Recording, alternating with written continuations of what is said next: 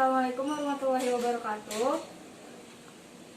Di sini saya akan melakukan penyuluhan yang bertema gizi seimbang pada ibu menyusui.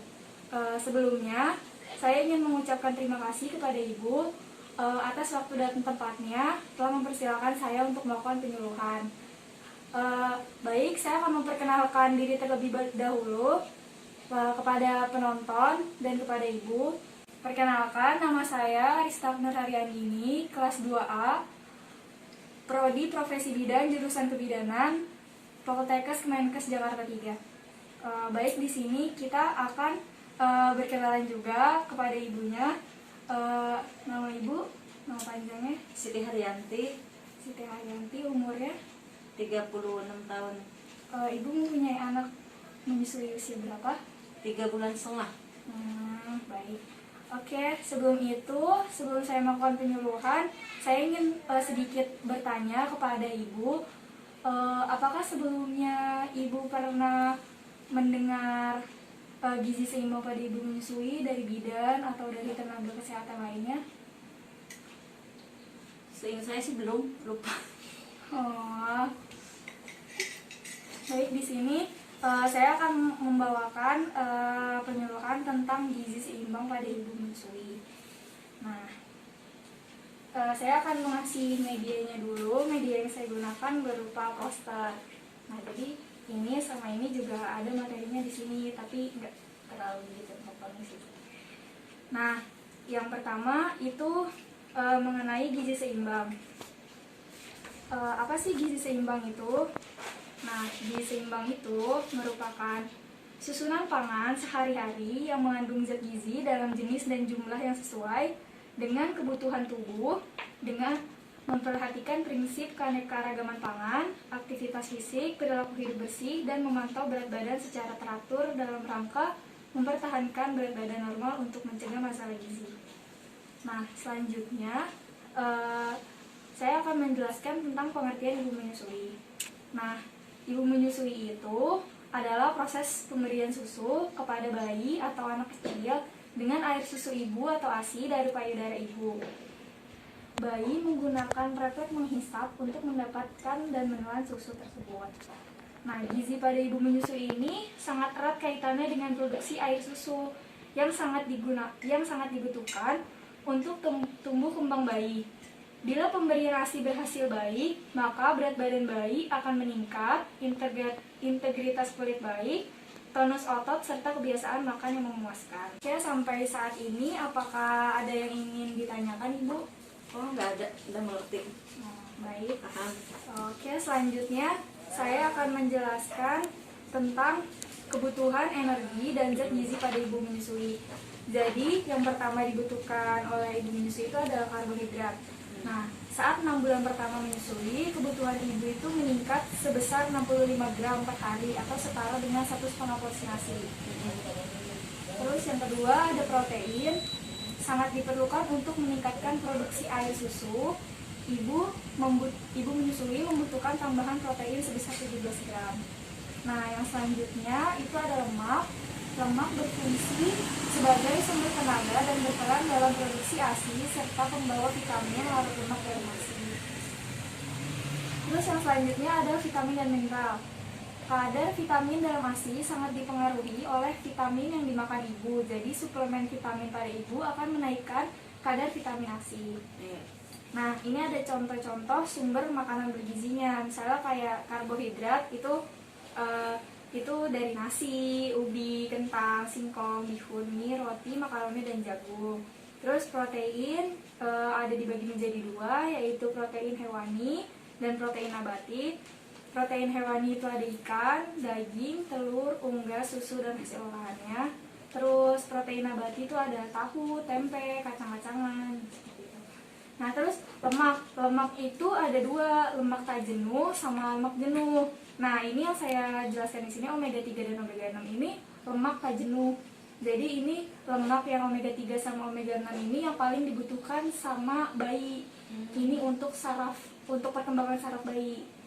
Nah, omega 3 sama omega 6 itu diantaranya ada ikan salmon, tuna, kakap, tongkol, tenggiri, sarden, dan cakalang. Omega 6-nya itu ada minyak kedelai, minyak jagung, dan minyak bunga matahari. Nah, terus di sini ada contoh vitamin dan mineralnya seperti zat besi, yodium, kalsium, vitamin A, vitamin C, dan vitamin B1 dan B2. Nah, dari zat besi ini contohnya ada seperti kuning telur, hati, daging, makanan laut, ikan dan kerang, kacang-kacangan, dan sayuran hijau.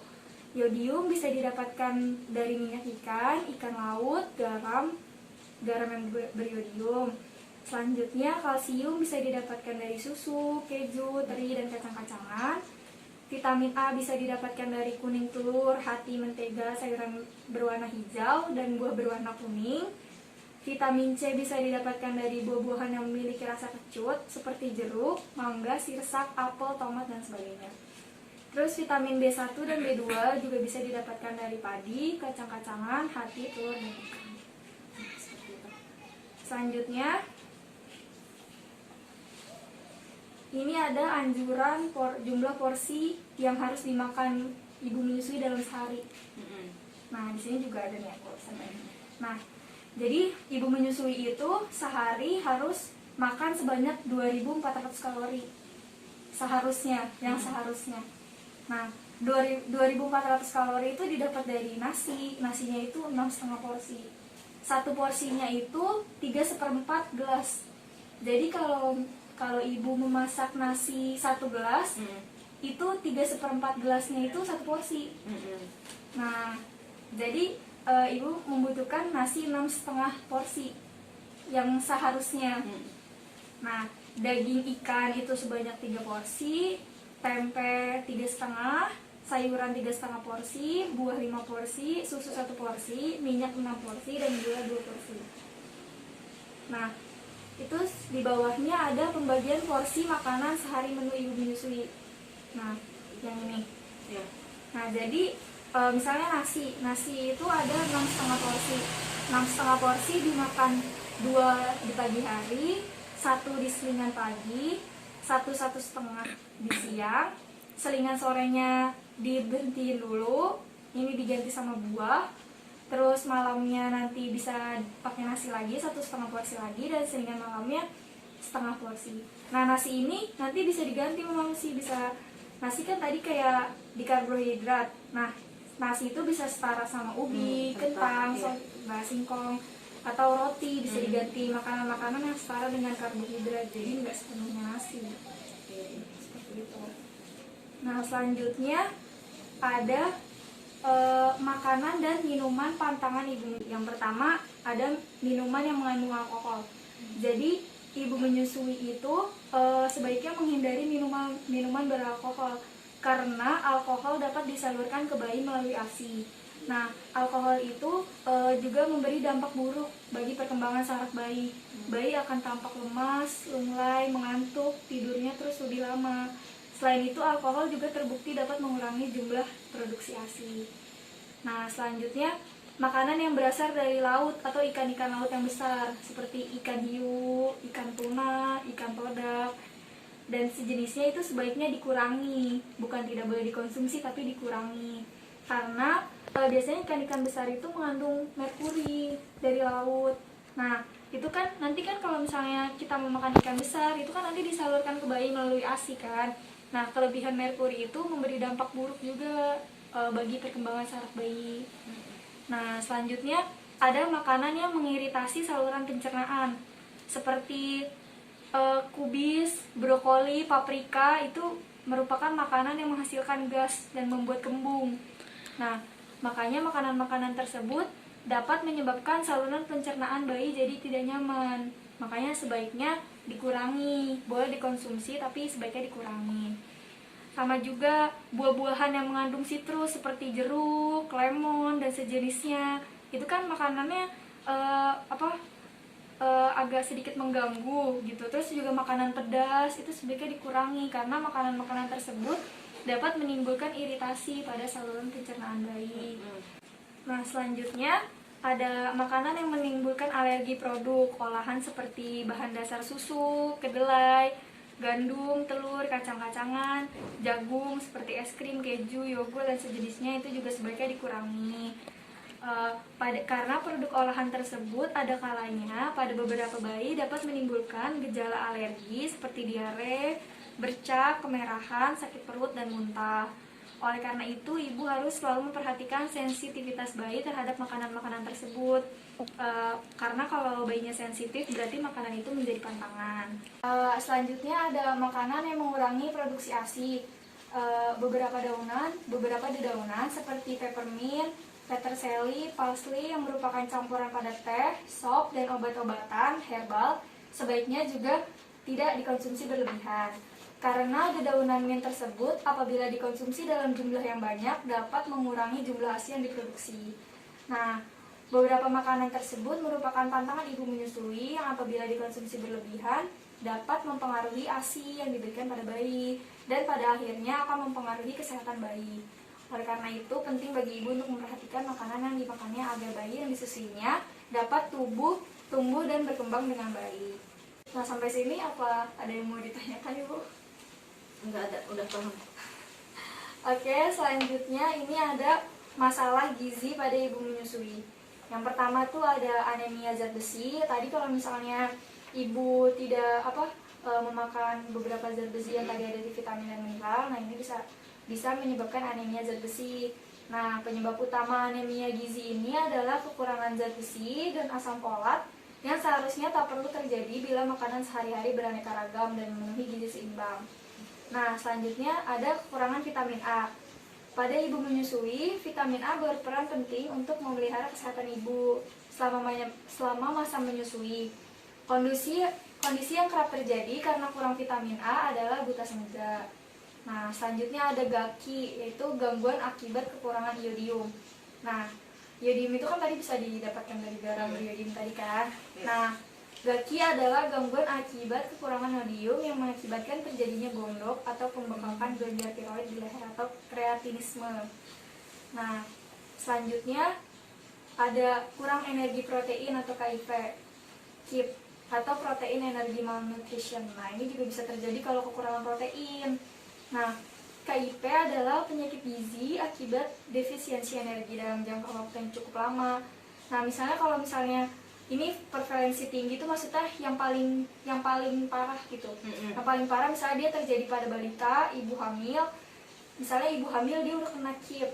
Nah, terus itu bakal terjadi terus-menerus kalau misalnya proteinnya tuh nggak diperbagus gitu. Iya. Nanti pas hamilnya kena, pas menyusuinya masih kena, terus dampaknya ke balitanya jadi kasihan gitu. Nah, terus itu juga kekurangan kalsium dan vitamin D. Nah, ini kan kalsium itu meningkat selama menyusui karena digunakan untuk memproduksi ASI yang mengandung kalsium yang tinggi. Nah, fungsi utama vitamin D pastinya untuk pembentukan dan peliharaan tulang. Tuh kan. Apabila asupan kalsium tidak mencukupi, maka ibu akan mengalami pengeraposan tulang dan gigi. Karena cadangan kalsium dalam tubuh ibu digunakan untuk produksi ASI. Nah, sampai saat ini, apakah ada yang ingin ditanyakan? Enggak ada. Oke. Baik, setelah penyuluhan yang saya berikan kepada ibu, apakah ada yang ingin ditanya, Ibu? Oh iya, ada. Oke, baik. Apa pertanyaannya? Iya, kalau misalkan kebanyakan makan pedas itu bagus nggak buat ibu menyusui gitu? Oke, jadi ibu bertanya apakah makanan pedas yang terlalu banyak bagus atau tidak bagi ibu menyusui. Saya juga sudah menjelaskan sedikit seputar makanan pedas. Jadi makanan pedas itu boleh dikonsumsi, tapi sebaiknya dikurangi karena makanan pedas itu bisa menimbulkan iritasi pada saluran pencernaan bayi seperti itu. Jadi boleh dikonsumsi, tapi jangan terlalu banyak gitu. Berarti boleh ya? Iya, boleh. Jangan banyak-banyak gitu ya. Dikurangi. Nah, kemudian ada kayak masih ingin ditanya, Bu? Ada. Oke. Apa pertanyaannya? Iya, kan tadi udah dijelaskan yang satu hari itu makan nasi itu harusnya buat ibu menyusui itu 6,5 porsi nasi. Nah, kalau misalkan kaum ibu-ibu biasanya tuh nggak mungkin segitu ya. Kalau misalkan nggak sampai 6,5 porsi itu bagaimana? Oke.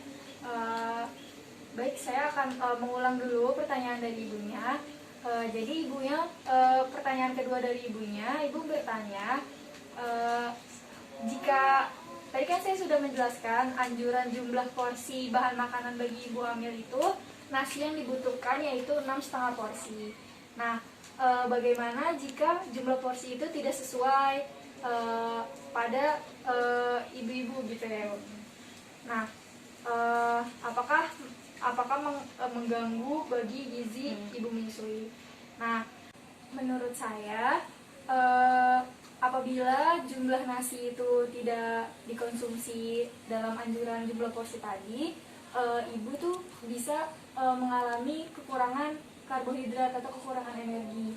Nah, ibu menyusui itu kan membutuhkan energi 2 kali lipat karena ibu menyusui itu kan dia mengurus bayinya, terus juga mengurus rumah tangga, mengurus suaminya juga. Jadi energi yang dibutuhkan oleh ibu menyusui itu lebih banyak gitu. Nah, makanya nasi tadi kalau misalnya emang nasinya tidak bisa dikonsumsi 6,5 porsi sesuai anjuran tadi, bisa diganti dengan makanan lain yang setara dengan karbohidrat. Nah, seperti singkong, ubi, roti, mie kering, mie basah, seperti itu. Oke, sekian ibu penyuluhan yang saya lakukan mengenai gizi seimbang untuk ibu menyusui. Mohon maaf kalau misalnya ada yang kata-kata yang salah atau tidak berkenan. Semoga penyuluhan yang saya lakukan kepada ibu bisa bermanfaat bagi ibu sendiri. Wassalamualaikum warahmatullahi wabarakatuh.